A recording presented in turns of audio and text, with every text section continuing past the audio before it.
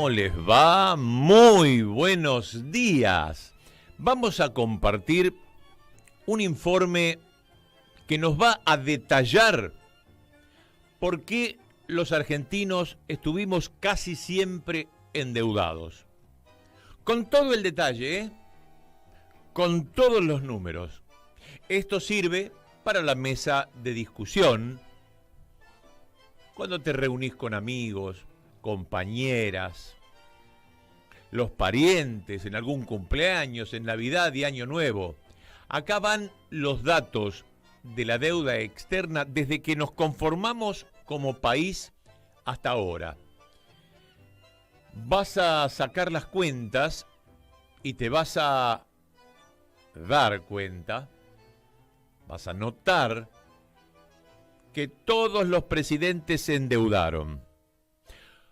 ¿Por qué? ¿Porque no tenemos riquezas? No, nos sobran riquezas. Entonces, ¿porque hacemos mal las cosas? No la inmensa mayoría del pueblo argentino. Sí, aquellos que se beneficiaron con la deuda. Gran Bretaña, Estados Unidos y los cipayos de la Argentina. Es un negocio de ver. Vas a encontrarte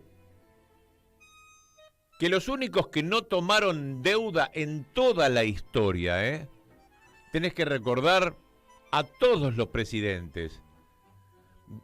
Rivadavia, Roca, Menem, todos los militares que asumieron el cargo por asalto. Bueno, casi todos. Los únicos que no tomaron deuda fueron Hipólito Yrigoyen, Juan Domingo Perón y Arturo Humberto Illia. Y los únicos dos que nos desendeudaron, Néstor y Cristina. Pero escuchá los datos, acá no va a haber opinión. Si sos gorila, resistilo, porque es simplemente cultura. Estos son datos, no opiniones.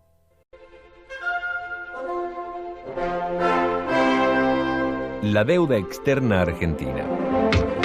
En una época en que el Imperio Británico concede financiamiento a varios países latinoamericanos, comienza la deuda externa argentina, en 1824, en un empréstito de la Barnum Brothers. Pero al mismo tiempo, Inglaterra firma acuerdos de comercio y amistad recíprocos que otorgaban beneficios a los comerciantes ingleses que dominaban la región. Para la Argentina, esa deuda no fue requerida, sino impuesta. Fue la forma en que el gobierno británico nos enganchó económicamente. Aquí, alguien lo aceptó y fue un escándalo. El primer negociador fue Juan Manuel García, ministro de Hacienda de Martín Rodríguez, gobernador de Buenos Aires de 1821 a 1824. Los otros ministros eran Rivadavia y De la Cruz. Aunque parezca insólito, enviaron a Inglaterra a negociar el empréstito a un comerciante inglés llamado Robertson y a otro comerciante que hacía negocios con los ingleses llamado Félix Castro. Se quería el dinero en teoría para dragar el Río de la Plata, mejorar el puerto y para obras de salubridad. La deuda fue por 1 millón de libras, pero a la provincia llegaron solo 140.000.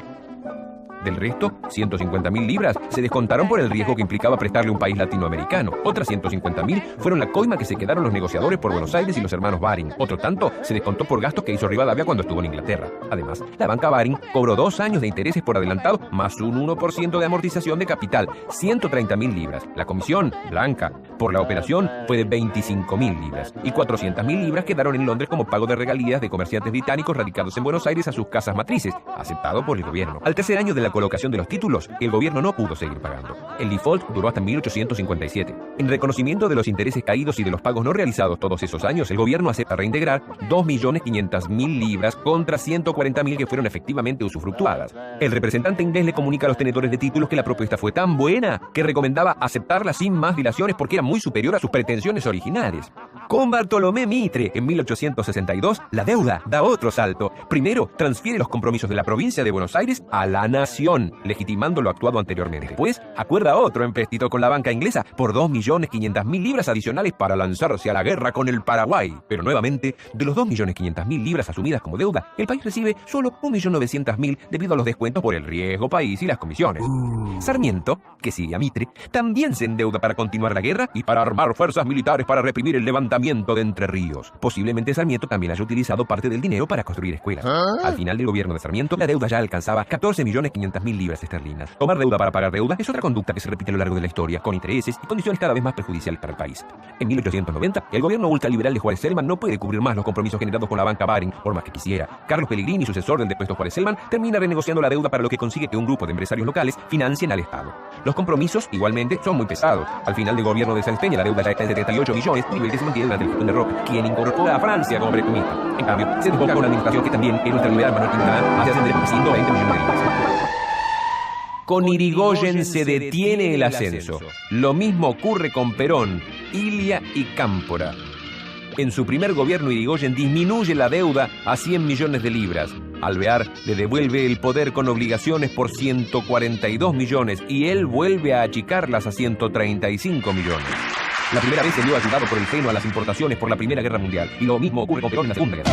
Con Perón es el único momento en que se llega a deuda cero, cuando cancela los últimos 264 millones, en ese caso de dólares. Perón tenía una deuda comercial flotante de unos 700 millones de dólares, pero el que la transforma en deuda financiera no es él, sino Aramburu y Krieger Bacena en 1957. Fuentes peronistas dicen que la deuda que Perón tenía en 1955 era de 57 millones de dólares. Aramburu adhiere al Fondo Monetario Internacional y Krieger Bacena asume en el Club de París como deuda financiera aquella deuda comercial flotante de 700 millones de dólares. Desde ese momento empieza a tener peso el Fondo Monetario Internacional y Estados Unidos desplaza claramente a Inglaterra como principal prestamista de la Argentina. Con Frondizi, la deuda pasa a 1.200 millones de dólares. Esta es la etapa marcada por Krieger Bacena y Álvaro Alzogaray. La deuda solo desciende durante el gobierno de Ilia. Guido le había entregado el poder con compromisos por 2.000 millones de dólares y él los achica 1.700 millones. Pero se produce el golpe. Pasan Onganía, Levingston, y cuando Lanús entrega el poder, la deuda está en 3.700 millones de dólares. Krieger Bacena, después de ser funcionario, pasa a ocupar un alto cargo como ejecutivo de la multinacional alimentaria del TEC Internacional de capitales estadounidenses. Y más tarde, recae en el Fondo Monetario. Cámpora reduce la deuda a 3.400 millones de dólares. Después viene Perón y ya con Isabel la cosa se desbarranca. Cuando se produce el golpe de Estado, la deuda se ubica en 5.300 millones de dólares, pero con la dictadura se convierte en el principal problema económico del país. La deuda pasa a 30.000 millones de dólares. Se tomaban préstamos supuestamente para las empresas públicas, pero el dinero se utilizaba para sostener el aparato represivo y para la bicicleta financiera que enriqueció a unos pocos. Es otra etapa donde la deuda es, de algún modo, impuesta. La banca estadounidense tiene un gran exceso de liquidez por los depósitos de los jeques árabes que se enriquecieron con la fuerte suba del petróleo de 1973. Ese dinero necesitaban colocarlo en algún lado. La tasa de interés es del 4% anual y los bancos cargan con los costos de las comisiones, con tal de poder prestar el dinero. Martínez de Oz, desde el Palacio de Hacienda, es un socio inmejorable para los banqueros. Hay contratos de deuda donde está negociando por las dos partes la misma persona. Vale la pena en este caso recordar los negocios del estudio Klein Mayral relatados al comienzo. El seguro de cambio que implementó el Banco Central en 1982 fue la estatización de la deuda privada. Lo diseñaron González del Solar y Domingo Cavallo. Tuvo un costo de 15.000 millones de dólares, por lo que la dictadura llevó la deuda de 5.300 a 45.000 millones. Cavallo le dijo a las empresas más beneficiadas que refinanciaran sus deudas en dólares a largo plazo, que el Banco Central les vendería dólares al precio de ese momento. De esa fórmula, les licuó la deuda en medio de un periodo de alta inflación. Alfonsín aceptó la continuidad del seguro de cambio, que estaba decretado hasta 1986. Alfonsín intentó pelear para demostrar la ilegitimidad de la deuda hasta 1985. Incluso logró rescatar las valijas con documentación que se habían llevado los hijos de Grondona y Martínez de Oz del estudio Klein Mayral. Esta información se encuentra hoy en el Congreso. Sin embargo, el gobierno radical no pudo sostener su posición. Alfonsín argumentó que su gobierno dependía mucho del apoyo de Europa y Estados Unidos. En 1988, 8 meses antes del golpe de mercado que lo derribó del poder, Alfonsín dejó de pagar los intereses de la deuda. Carlos Menem arregló las cosas a favor de los acreedores con el Plan Brady de 1992, tomando a valor nominal títulos que valían en el mercado un 18%. Alfonsín le dejó a Menem una deuda de 60.000 millones de dólares y Menem la llevó a 122.000. Además, aceptó la capitalización de bonos en la privatización de empresas públicas. Fue una pérdida enorme para el Estado que condiciona el futuro de varias generaciones. De la Rúa terminó con 132.000 millones. Ahora está en 180.000 millones. Con la última propuesta de este gobierno, la deuda externa argentina, la suya, la mía, la nuestra, la de nuestros hijos y nietos, quedaría en 140.000 millones. Cuando fue grabado esto, intervino en la producción del sonido Patricio Perazzo. La animación vino después y la hizo Radio Caput, Juan Martín Ramos Padilla. Y allí estaba yo, a gran velocidad, para contarte la historia de la deuda externa hasta 2004. ¿Qué sucede? Ya está Néstor Kirchner en el poder y sigue pagando al Fondo Monetario Internacional por una pequeña renegociación que hubo con los acreedores internacionales y el Fondo Monetario Internacional porque Rodríguez Sá nos había dejado en default. Cuando lo declaró en el Congreso, en su corta presidencia de una semana, el aplauso fue generalizado. Pero el mundo nos dio la espalda. Hubo que renegociar todo eso y Néstor Kirchner pagó religiosamente gran cantidad de dinero a los acreedores y al Fondo Monetario Internacional, que también lo era. Pero ¿qué pasa? El viento de cola y un buen gobierno hizo que las arcas del Banco Central se llenaran de dólares y tuvo la brillante idea de renegociar con los acreedores externos y sacar un 70% del capital. Si debíamos $100, solamente debíamos 30. Y después con el Fondo Monetario, poco más de 10.000 millones de dólares. Los pagó. Nos sacamos de encima al Fondo Monetario Internacional. Si bien la deuda era espuria, era una estafa, gran parte contraída por los militares, Néstor Kirchner la pagó. No fue nada revolucionario desde el punto de vista ideológico porque pagamos. Pero ¿quién no quiere sacarse de encima al Fondo Monetario Internacional que te pone las esposas mensualmente para que bajes el déficit, para que no ayudes a la gente, para que no aumentes a los jubilados? Es por eso que tuvimos un enorme estado de bienestar. Poca deuda con los acreedores privados del exterior, los bancos, las instituciones crediticias, y nada de deuda con el Fondo Monetario Internacional. Dejó de venir un indio llamado Anup Singh, que era recibido en TN y Canal 13 como una estrella de Hollywood. Tuvimos un periodo maravilloso. Pero claro, llegó Mauricio Macri. Su ministro de Economía, Nicolás Dujovne, declaró que el bajísimo estado de deuda que tenía la Argentina y su gobierno estrafalario permitía endeudarse y permitía mostrarse al exterior como país serio. Y allí, la política internacional, Donald Trump, para que Macri siguiese en la presidencia en las elecciones que se le avecinaban para revalidar su título, hizo que el fondo pusiera más de 50.000 millones de dólares. La Auditoría General de la República terminó de hacer un estudio exhaustivo sobre la deuda que tomó Mauricio Macri. Y fue publicado el otro día, y también en la cuenta de Cristina Fernández de Kirchner, para darnos cuenta del cáncer que tiene este país con semejante empréstito. Da mucha pena, pero vale la pena también tomar nota. Por primera vez en 30 años y desde su creación, la Auditoría General de la Nación realizó un informe sobre un préstamo del Fondo Monetario Internacional. Este se originó en un acuerdo stand-by firmado en junio del 2018 por un monto de casi 57.000 millones de dólares. El mismo fue modificado en octubre de ese año, permitiendo aplicar los fondos del préstamo a gastos presupuestarios en general. El acuerdo fue firmado por el ministro de Hacienda y el presidente del Banco Central. Pero, ¿por qué es tan importante esta auditoría? Porque se trató de un préstamo extraordinario y excepcionalmente alto. De hecho, este fue el préstamo más grande de la historia de la Argentina y del FMI, representando 127 veces la capacidad de endeudamiento de Argentina con el fondo. Pero no solo eso.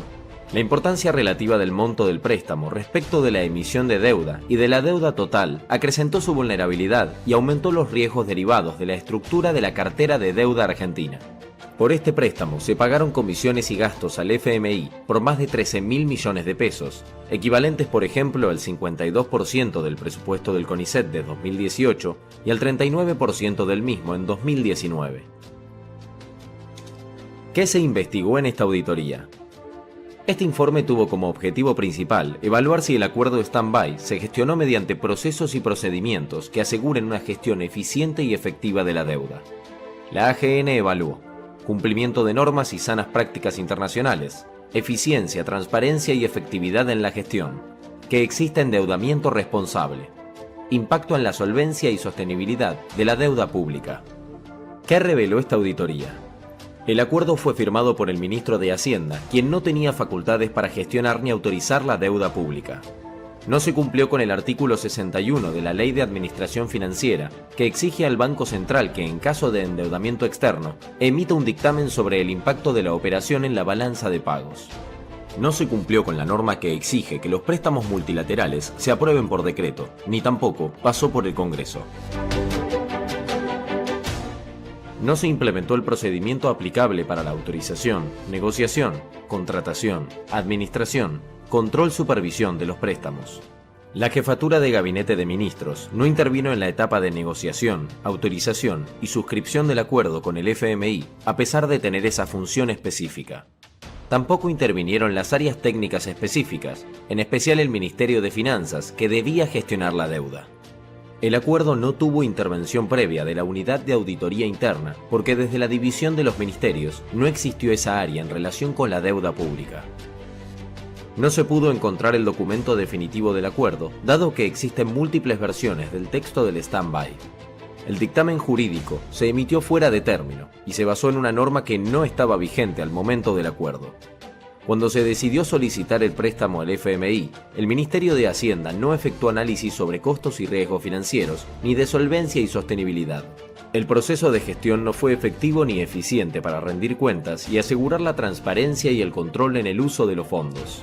Se observaron inconsistencias en los totales informados para 2018 y 2019 en relación con los montos de moneda extranjera subastados provenientes del préstamo del FMI. Casi el 30% de los desembolsos del FMI se usaron para financiar la salida de capitales financieros, en tanto el auditado informó que el 71% se usó para cancelar la deuda. Durante el periodo del acuerdo se observó una salida de capitales considerable y continua. La implementación de las medidas para evitarla fue tardía. Las condiciones relacionadas a moneda, monto y plazo del acuerdo con el FMI aumentaron el riesgo de insostenibilidad de la deuda.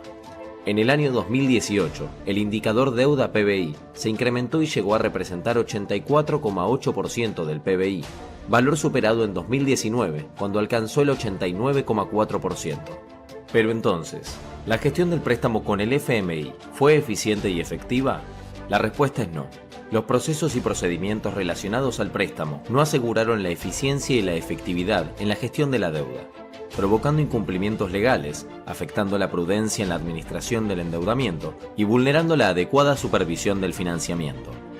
El auditado tomó decisiones sin contar con la debida información en cuanto al costo y riesgo asumidos, impactando en la solvencia y sostenibilidad de la deuda pública. Veamos brevemente una cronología de los hechos. Partimos de un antecedente muy importante, que es clave para comprender por qué luego se sucedieron los problemas en la gestión e incumplimientos normativos. En enero de 2017 se dividió el exministerio de Hacienda y Finanzas Públicas en dos, Ministerio de Hacienda y Ministerio de Finanzas. Al Ministerio de Finanzas le correspondieron dos funciones claves: la gestión de la deuda pública y la función de autorizar la operación. En mayo de 2018, el presidente de la Nación tomó la decisión de emprender las negociaciones con el Fondo Monetario Internacional. El 7 de junio, concluyeron las negociaciones y 5 días después, el 12 de junio, se firmó el primer acuerdo con el FMI. Los firmantes fueron el presidente del Banco Central y el ministro de Hacienda, es decir, el ministro que no tenía facultades respecto de deuda pública. 2 días después de la firma, renuncia el presidente del Banco Central, quien había firmado el primer acuerdo. Al día siguiente, presenta la renuncia el ministro de Finanzas, se lo designa como presidente del Banco Central de la República Argentina y se pide acuerdo al Senado para la designación, la cual nunca se concretó. No obstante, la designación del ministro de Finanzas como presidente del Banco Central tuvo efecto 3 días después, el 18 de junio, fecha en que se firmó el segundo acuerdo. Es decir, que en un día, al ex ministro de Finanzas se le acepta la renuncia, se lo designa en comisión como presidente del Banco Central de la República Argentina y firma el acuerdo con el Fondo Monetario Internacional. En ese acuerdo el otro firmante es nuevamente el ministro de Hacienda, quien seguía sin tener competencia en materia de gestión de la deuda pública. Recién el 21 de junio de 2018, 9 días después de la primera firma y 3 días después de la segunda, se dicta el Decreto de Necesidad y Urgencia 575/18, que unifica los ministerios y coloca la competencia sobre la gestión de la deuda pública en cabeza del ministro, que ya había firmado. 10 días después de la firma del primer acuerdo, se emite el dictamen jurídico donde para validar la competencia del ministro firmante se citó ese DNU 575/18 que no existía al momento de ninguna de las dos firmas y que se publicó el mismo día en que se emite el dictamen. Dado que la deuda pública trasciende las generaciones, se espera que un préstamo de tal excepcionalidad, magnitud e impacto sea gestionado con máxima prudencia, al resguardo de opiniones técnicas que aseguren al menos eficiencia en el manejo del riesgo y eficacia en el cumplimiento normativo. En este trabajo se comprobó que no fue así. Muy bien, nos hemos dado cuenta que la deuda siempre fue sucia. Han habido en la República Argentina gobiernos conservadores, muchos, principalmente en el siglo XIX y también en el siglo XX con los militares. Hemos tenido gobiernos de facto, muchos. También hemos tenido radicales, peronistas y Macri. La Argentina es un país muy rico, muy rico. Por algo estamos en el G20.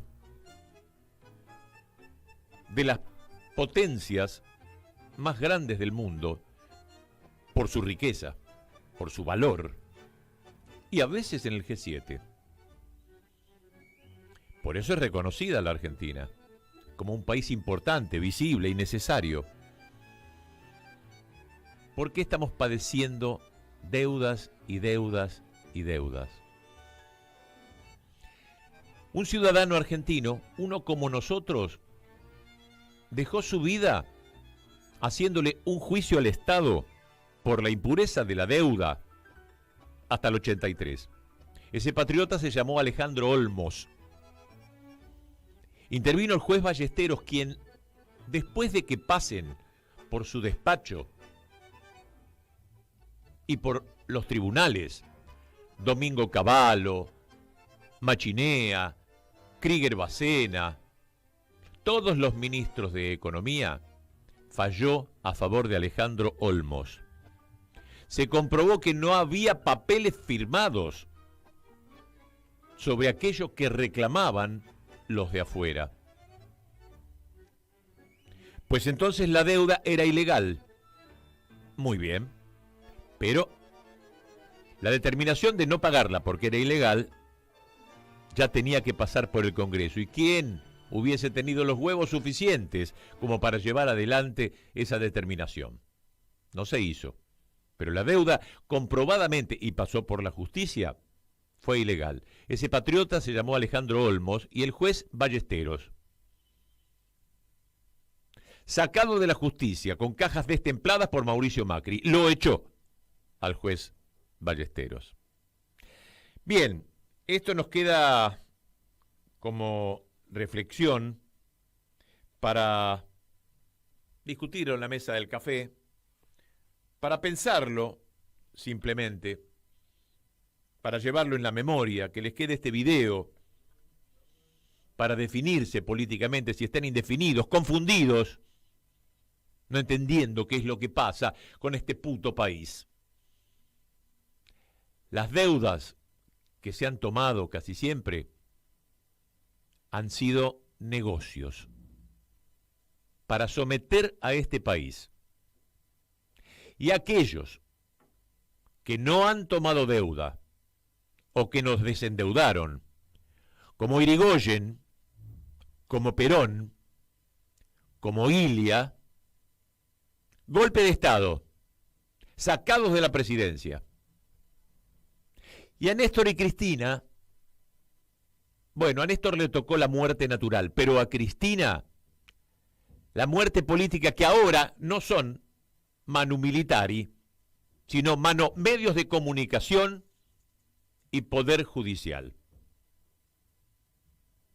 La reflexión te queda a vos. Estos fueron datos, no opiniones.